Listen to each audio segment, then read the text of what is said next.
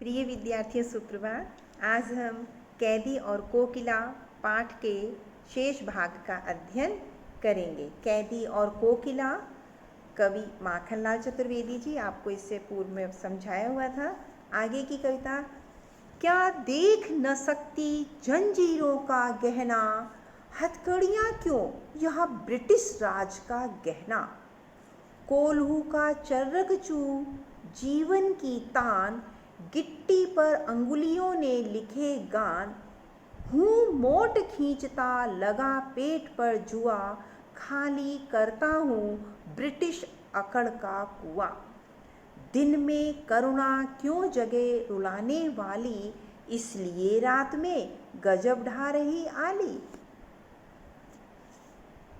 इस शांत समय में अंधकार को बेर, रो रही क्यों हो कोकिल बोलो तो, चुपचाप मधुर विद्रोह बीज इस भांति बो रही क्यों कोकिल बोलो तो। देखिए कितना अच्छा कवि ने लिखा है कि इस भांति विद्रोह बीज, विद्रोह मतलब तुम क्या चाहती हो, क्यों हमारे अंदर विद्रोह के बीज बो रही हो, हमें क्या प्रेरणा दे रही हो।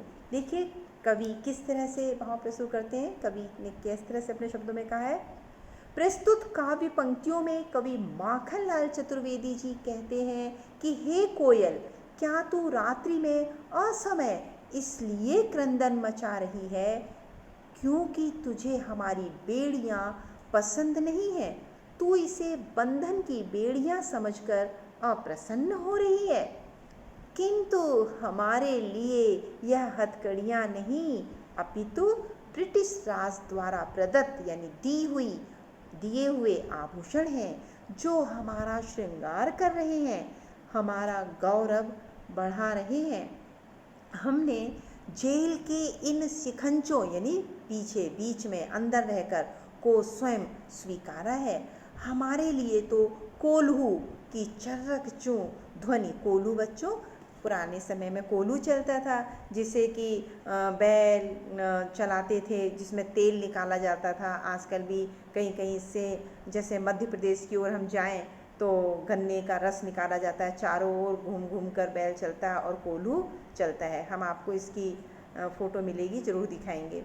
और वही जो कोल्हू है जो जेल में कैदी बंद थे वहाँ पर वो कैदी चलाते थे। हमारे लिए तो कोल्हू की चर्रक चू ध्वनि, अर्थात वो दिन रात उस कोल्हू को चलाते थे और अंग्रेज़ों का कार्य करते थे। जीवन संगीत बन गई है, मतलब हमारे लिए कोल्हू की चर्रक चू ध्वनि ही जीवन संगीत बन गई है। हमें उसमें रस आने लगा, यानी अब इसमें ही हमें आनंद आने लगा है। हम पत्थर कंकर अपने हाथों से तोड़कर मानो स्वतंत्रता के संघर्ष का गान अपनी अंगुलियों से लिखते हैं।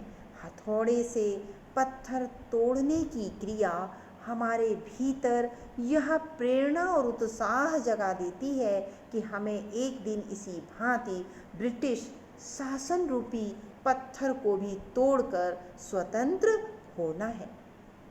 मैं कोल्हू का जुआ अपने पेट पर बांधकर निरंतर चला रहा हूँ। इस क्रिया से मैं निरंतर ब्रिटिश शासन के दंभ यानी घमंड को, कूप को रिक्त कर रहा हूँ, अर्थात मैं यातनाएं सहकर अंग्रेजों के सामने अपराजेय रहकर उनकी अकड़ ठंडी कर रहा हूँ। हे कोयल, आगे कवि कहते हैं कि हे कोयल, अब मुझे समझ में आया कि तू जानती है कि दिन का समय घोर यातना, संघर्ष और परिश्रम का समय होता है। उस समय ना तो मधुर आवाज़ का कोई अर्थ है, ना करुणा का। उस समय तो असीम साहस की आवश्यकता होती है। इसलिए तू रात में दिन के परिश्रम से उभर आए, दिन में जो हम कठिन परिश्रम करते हैं, परिश्रम के कारण जो हमारे शरीर पे घाव आ जाते हैं, उन घावों पर तुम मरहम लगाने आई हो।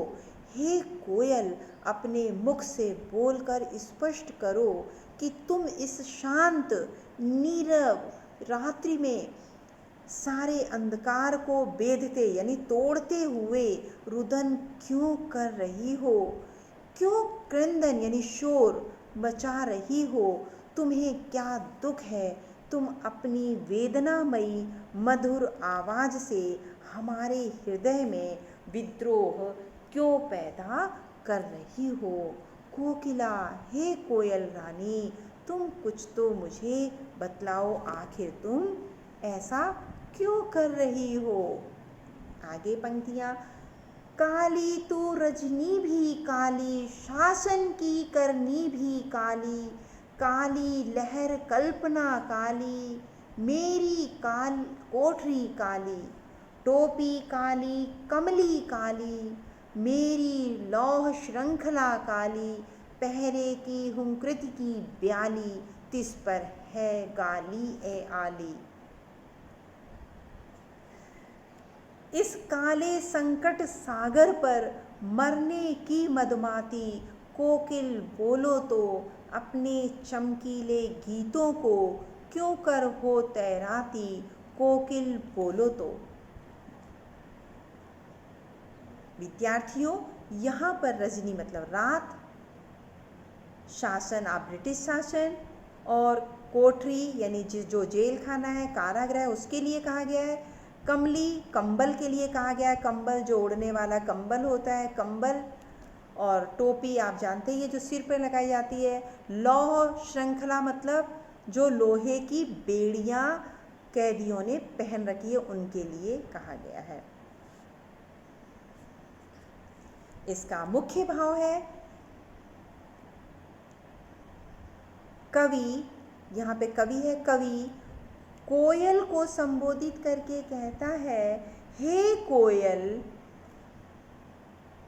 तेरा रंग काला है, आज की रात भी काली है, इधर ब्रिटिश शासन की करतूतें भी काली हैं, अर्थात अन्यायपूर्ण है।